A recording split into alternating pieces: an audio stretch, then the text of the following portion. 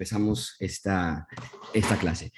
Señor, te damos gracias por la oportunidad que nos das de estar juntos a través del aspecto virtual y te damos gracias por la tecnología y por la oportunidad de estudiar acerca de la palabra.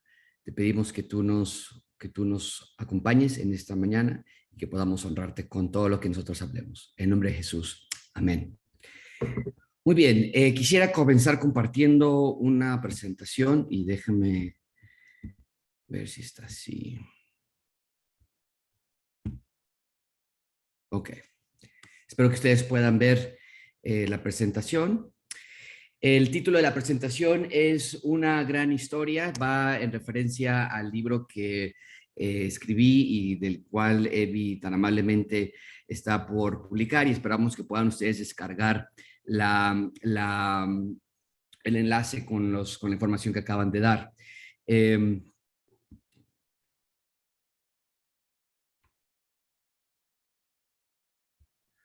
Pero si no, lo voy a poner así.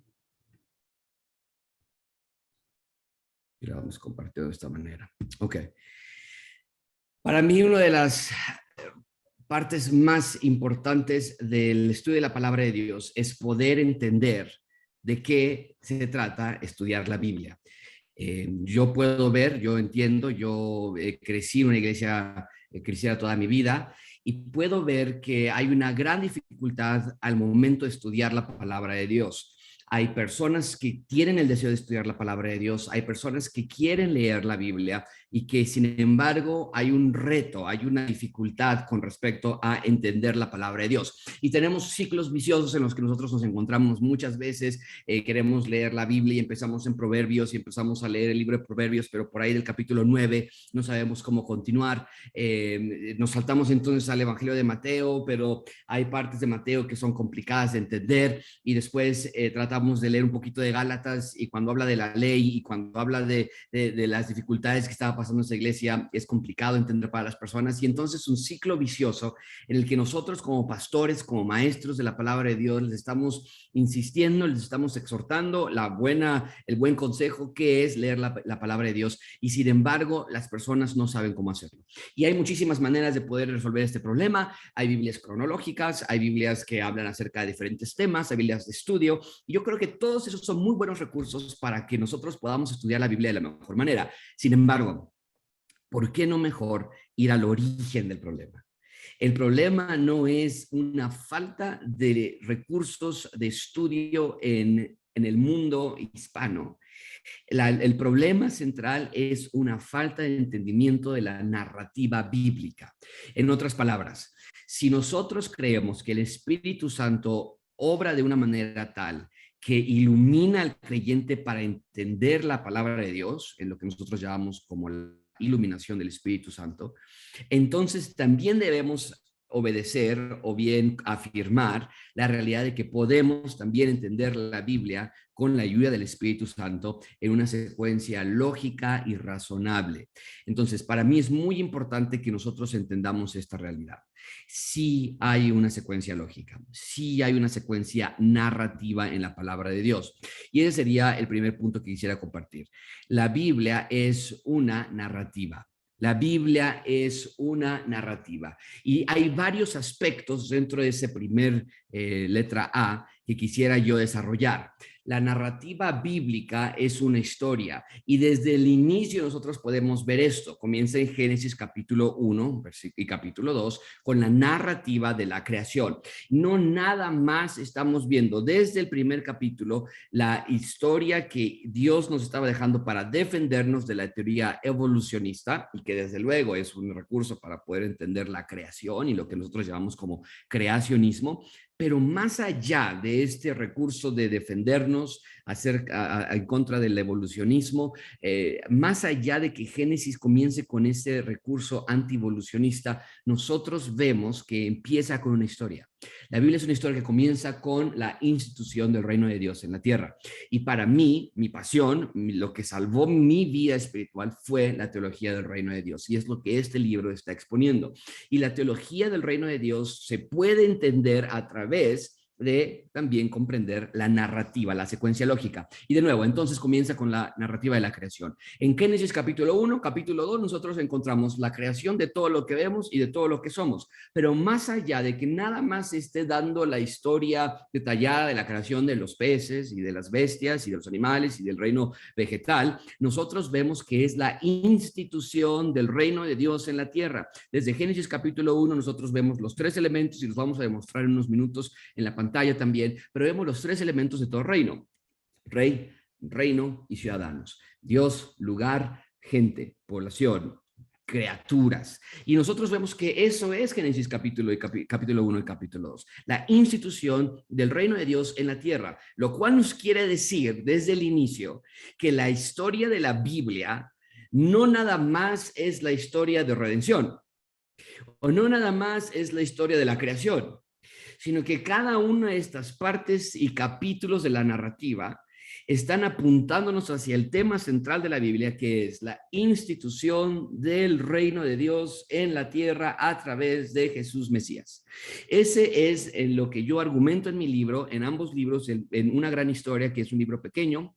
Es un libro muy útil para personas que están apenas entendiendo de la palabra, para un grupo de estudio donde pueden estudiar juntos cómo estudiar y qué es la narrativa de la Biblia.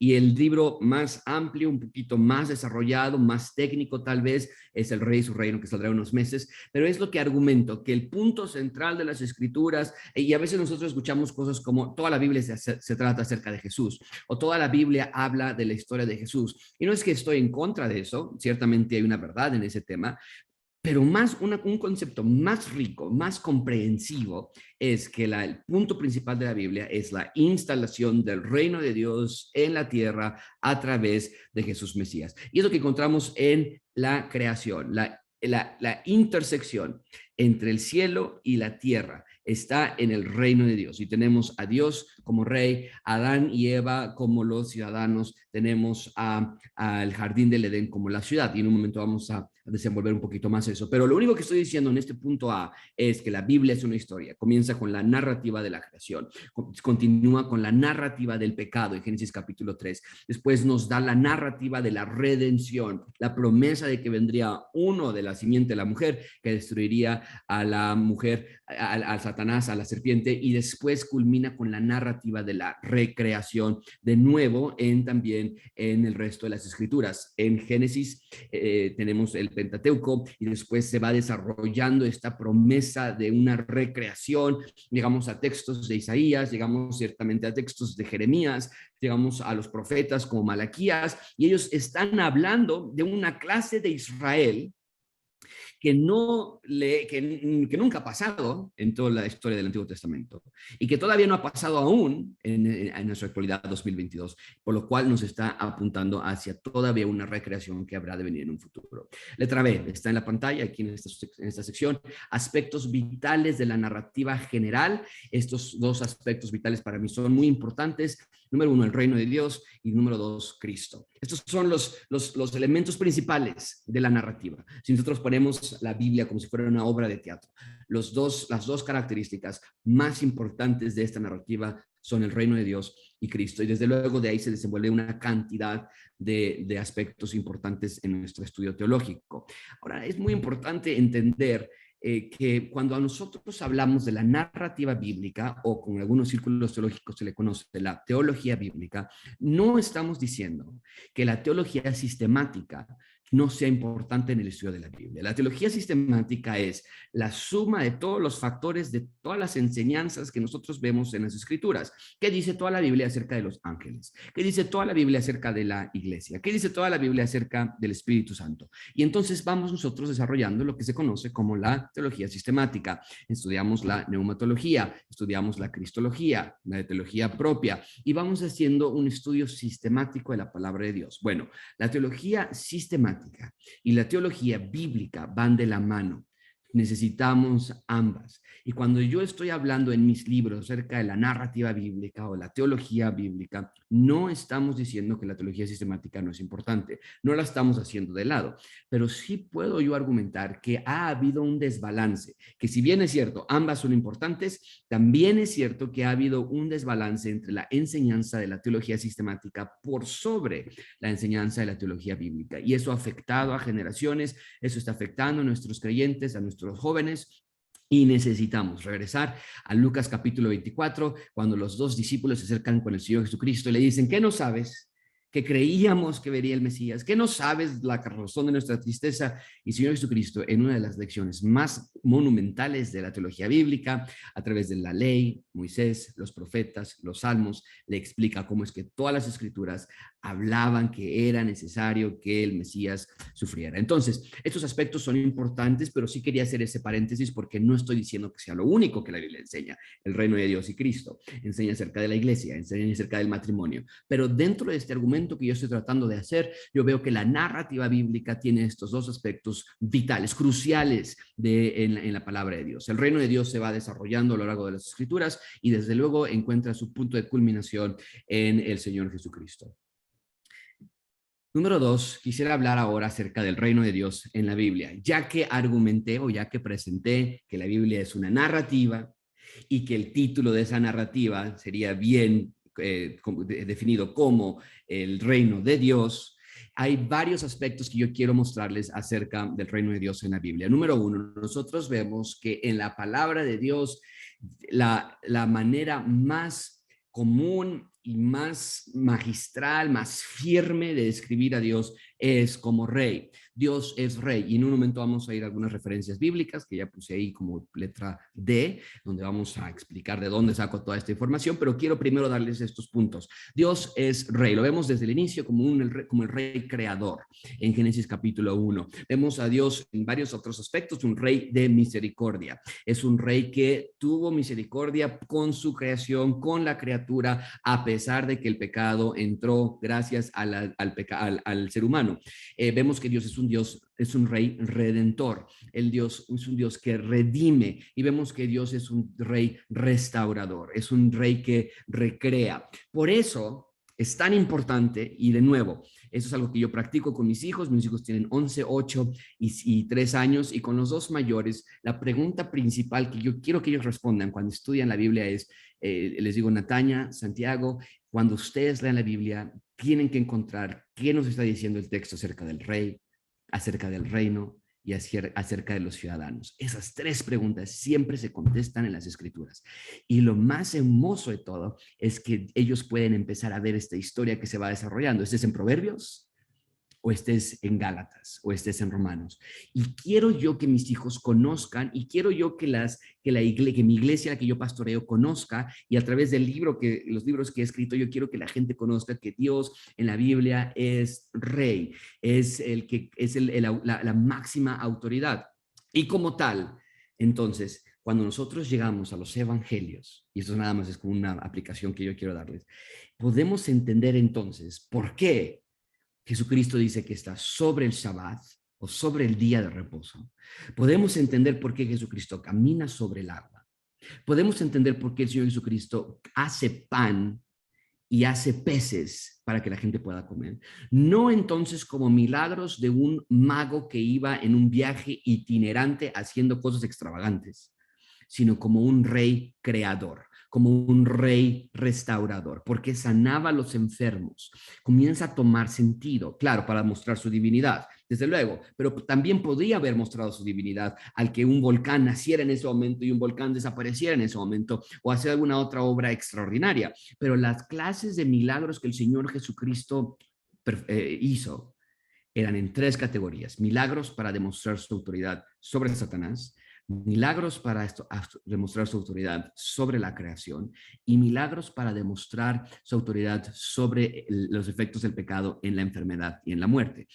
Esos tres aspectos de sus milagros nos están apuntando hacia que Jesús es entonces un rey creador. Jesús es un rey restaurador. Jesús es un rey redentor. Es importante que tengamos esa línea, porque si no, entonces vemos a Dios haciendo grandes milagros en el Antiguo Testamento, y en el Nuevo Testamento vemos al Señor Jesucristo haciendo otras clases de milagros, y si no encontramos esta línea que une a ambos testamentos, vamos a perder de vista lo que Jesús nos estaba diciendo cuando Él llega y dice, yo voy a caminar sobre el agua y yo voy a decirle al viento y al mar que se detengan y se detienen. Nosotros podíamos rascar nuestra cabeza y decir, pero ¿por qué hizo eso?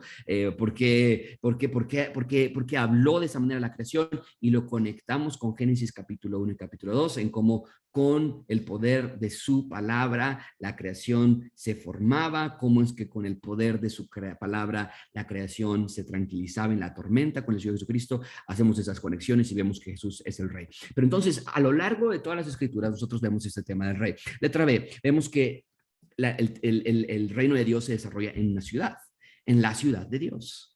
Y en Génesis capítulo 1 nosotros vemos la ciudad de Dios, que es lo que nosotros llamamos el jardín del Edén, pero era más allá que un huerto, era más allá nada más que un paraíso, era la sede del reino de Dios, y Dios caminaba ahí con ellos y hablaba con ellos, y esto me emociona y me alienta muchísimo, porque entonces cuando el Señor Jesucristo se va y nos dice, pero no los dejo solos, sino que les envío un consolador que va a estar con ustedes, cuando nos dice el autor de Hebreos que nos acerquemos al trono de la gracia confiadamente, vemos allí que ahora la ciudad de Dios está entre nosotros, está con nosotros, está entre nosotros. Ahora nosotros somos la sede del reino de Dios. Esta parte de la ciudad para mí es muy importante, porque la ciudad era el lugar de encuentro de Dios con los hombres. En el jardín del Edén comienza eso, pero no nada más tenemos el jardín del Edén, tenemos a Israel, tenemos a Jerusalén, tenemos la ciudad santa, tenemos a Sion, y nosotros vemos a lo largo de todos los salmos el amor que Dios tenía con Jerusalén, y cómo es que el templo era la solución temporal, desde luego, pero era la solución para que Dios se encontrara con su gente. Bueno, cuando Pablo dice que ahora nosotros somos el templo de Dios, y cuando en Apocalipsis nos dice que ahora la nueva Jerusalén no será templo no tendrá templo, porque toda la presencia de Jesús es el templo.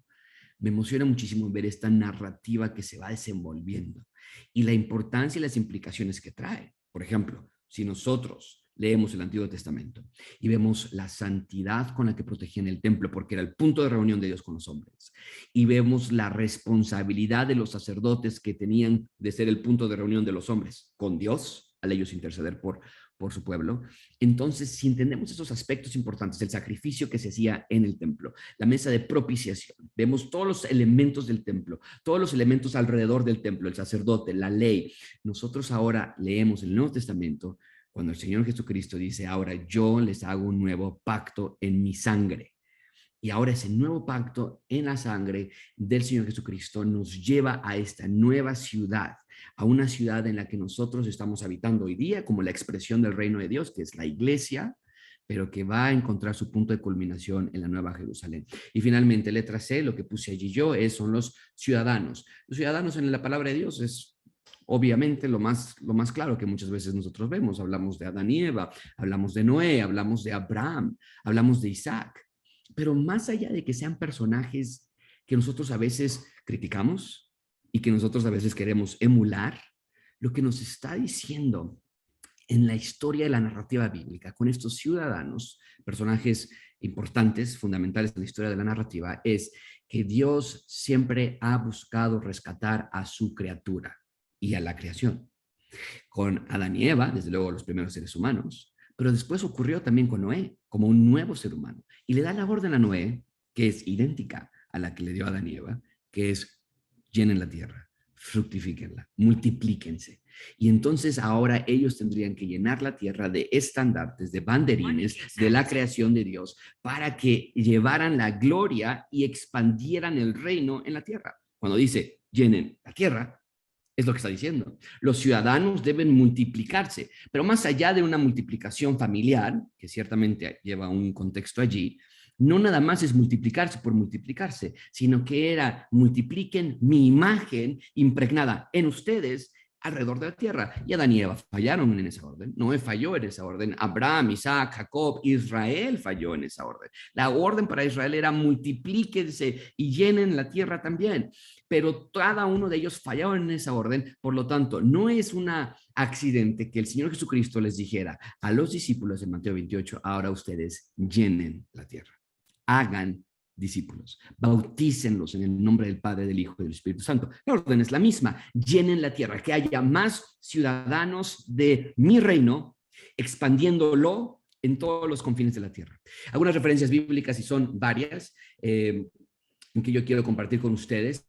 Está Hebreos capítulo 11, versículo 8 y 10, no van a estar en la pantalla, lo pueden ustedes anotar, son varias, entonces yo quiero leer algunas y darles algunas otras. Pero en Hebreos 11, 8 y 10 nos dice el autor de Hebreos acerca de Abraham. Por la fe, Abraham, siendo llamado, obedeció para salir al lugar que había que recibir como herencia. Y de nuevo vemos ese énfasis, no nada más. Ahora, hay que exaltar la fe de Abraham, claro que hay que exaltarla.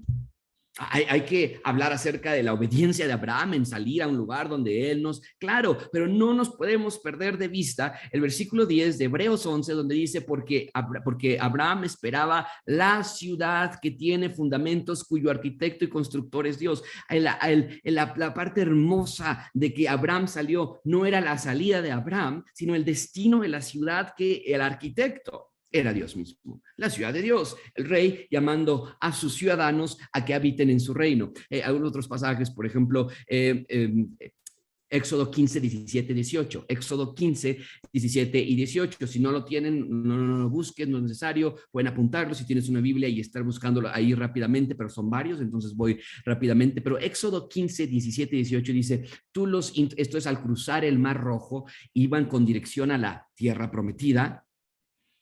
Tú los introducirás y los plantarás en el monte de tu heredad, en el lugar de tu morada que tú has preparado.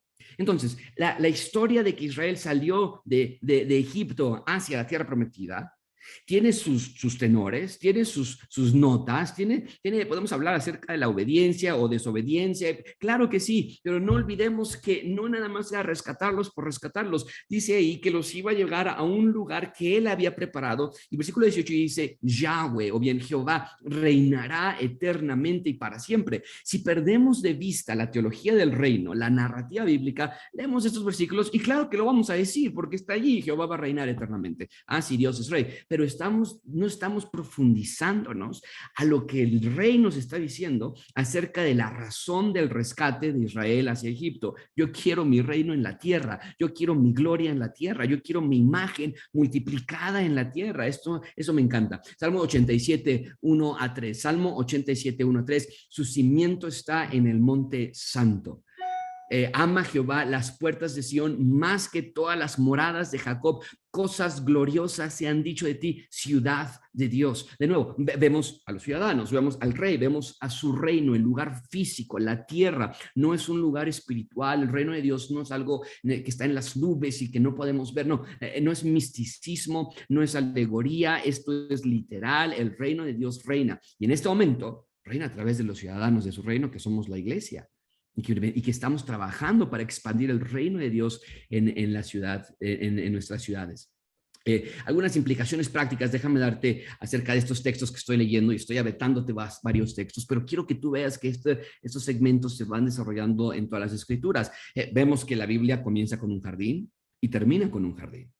Vemos que la iglesia, que la Biblia empieza con un matrimonio, la institución del matrimonio, Adán y Eva, y termina con la institución de otro matrimonio, la iglesia con Cristo. Vemos que la iglesia comienza con una ciudad, el jardín del Edén, termina con la Nueva Jerusalén, otra ciudad. Vemos que comienza con un rey, una ciudad, con sus ciudadanos, y termina con el mismo rey en una ciudad perfecta, con ciudadanos perfectos. De nuevo, toda la Biblia apunta siempre a la promesa del rey y de su reino. Esa es la gran historia de la que yo hablo en mi libro. Isaías 27:13, acontecerá, estos son profecías, que también en aquel día que se tocará con gran trompeta, y vendrán los que habían sido esparcidos en la tierra de Asiria y los que habían sido desterrados a Egipto, y que adorarán a Jehová en el monte santo en Jerusalén. Son promesas que habla de una reunión, de una congregación en Jerusalén. Y que de nuevo esto nos apunta hacia la nueva Jerusalén. Isaías 65:17, porque he aquí que yo crearé nuevos cielos y nueva tierra.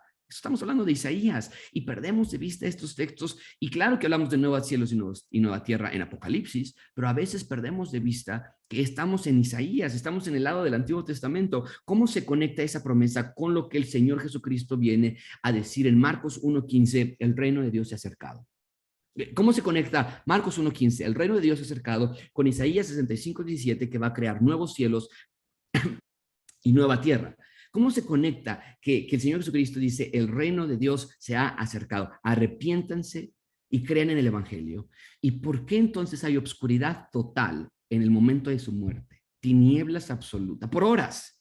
¿Por qué? ¿Por qué sucede eso? ¿Hay acaso una parte de la historia del rey y su reino en Isaías 65, en Marcos 1, en la crucifixión del Señor Jesucristo? yo argumento que sí. Yo argumento que hay una relación muy, muy clara en la historia de su reino. Desde luego, tenemos Ezequiel 37, 26, 27. Ezequiel 37, 26 y 27. Dice, y haré con ellos pacto de paz. Pacto perpetuo será con ellos, Israel, y los estableceré y los multiplicaré. ¿Te suena familiar?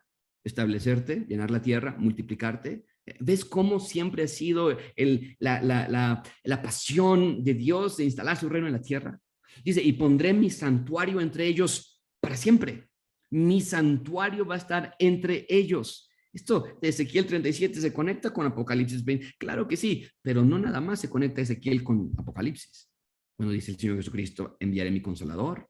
Hey, estaré con ustedes todos los días hasta el fin del mundo. Yo les enseñaré todas las cosas. ¿Hay una conexión ahí acerca del reino de Dios? Claro que sí, claro que la hay. Desde luego tenemos Apocalipsis 21, vi un cielo nuevo, una tierra nueva, porque el primer cielo y la primera tierra pasaron y el mar ya no existía más. Y yo, Juan, vi la santa ciudad, la nueva Jerusalén, descender del cielo de Dios. Y esto es muy importante, porque para muchos creyentes nuestra meta es irnos al cielo, y más bien Juan nos está diciendo, no, nuestra meta debe ser que el cielo venga a la tierra, que por fin haya un lugar de intersección entre el cielo y la tierra en donde podamos encontrarnos, y eso es Cristo, eso es la nueva Jerusalén. Y dice aquí el texto que va a estar dispuesta como una esposa ataviada para su marido. Y oí una gran voz del cielo que decía, he aquí el tabernáculo de Dios con los hombres, y él morará con ellos, y ellos serán su pueblo, y Dios mismo estará con ellos como su Dios. Es lo que estamos leyendo.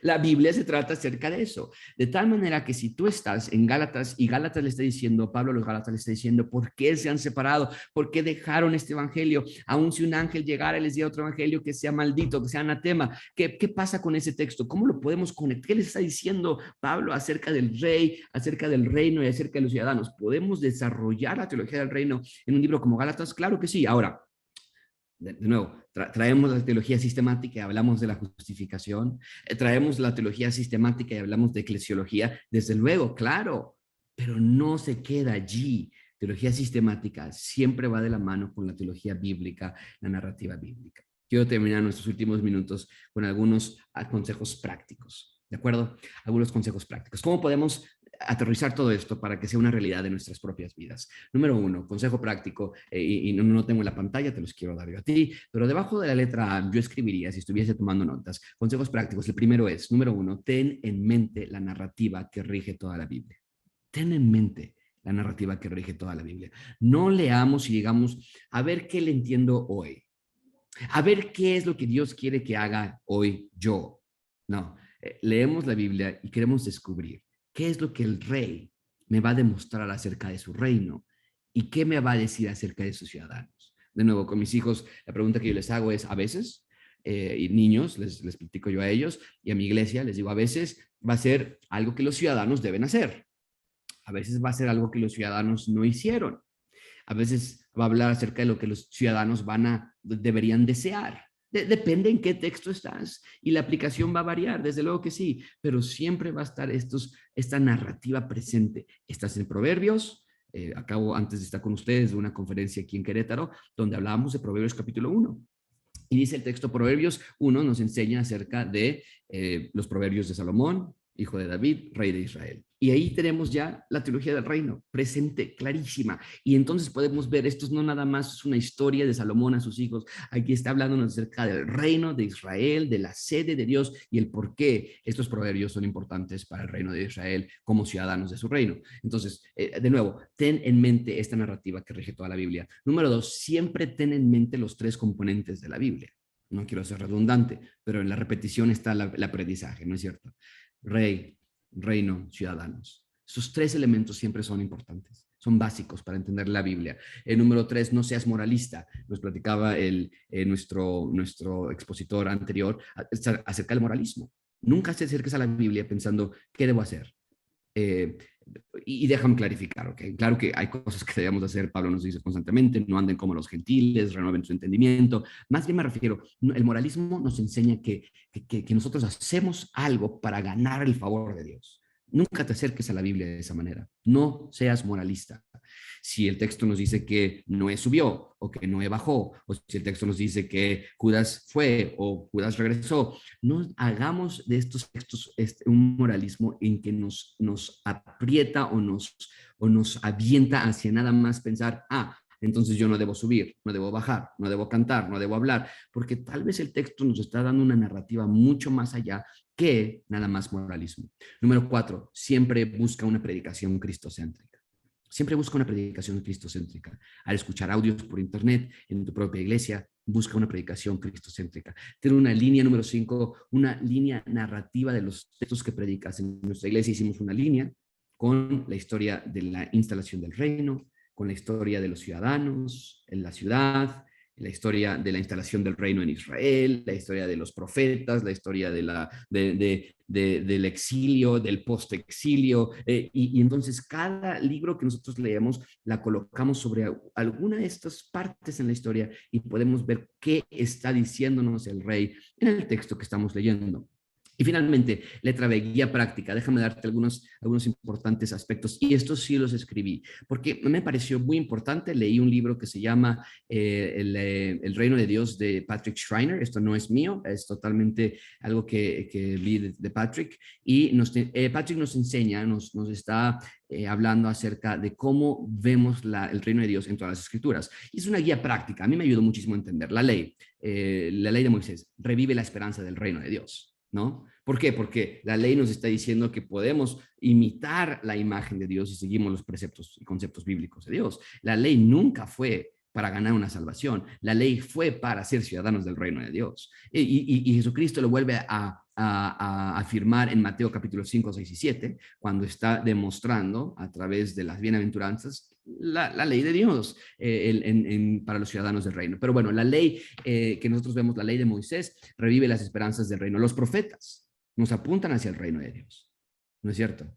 Están, por un lado, pidiendo a Israel que se arrepienta, está hablando, por otro lado, acerca del futuro reino que habría de venir. Me encanta Malaquías 1, 2. Yo los he amado.